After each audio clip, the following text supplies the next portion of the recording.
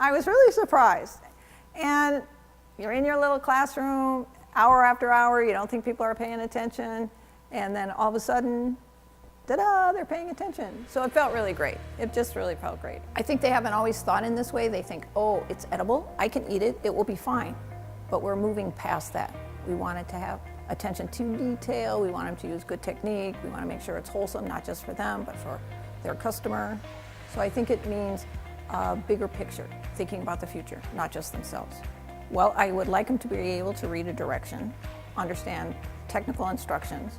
I always say you need to understand your ingredients, your equipment, and your sequence. What are the terms? What is it asking you to do? Do you know what the vocabulary is? Do you know what to do? And do you understand what the ingredients are? And do you understand what the equipment is that you need to produce this work?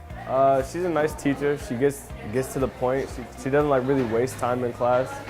She kind of gets like, she doesn't teach anything extra that she doesn't need to. Like, she'll teach you what you need to know in a quick, easy way that you can understand it. I learned a lot about like sanitation and stuff, because that's my job. I work in a bakery, so she helps me a lot with making sure everything's cleaned and all that. We like to say family consumer science enriches people's lives. Do I say I'm making a whole classroom of little new chefs? I say no. I provide the skills if they wanted to move ahead, but they can apply the skills in anything that they want to do.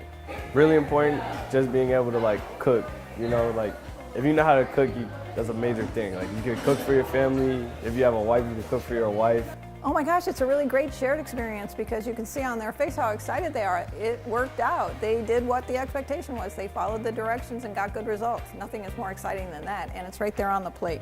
And I like it when they bring me a not excellent dish either, because they're like, here it is, it didn't turn out.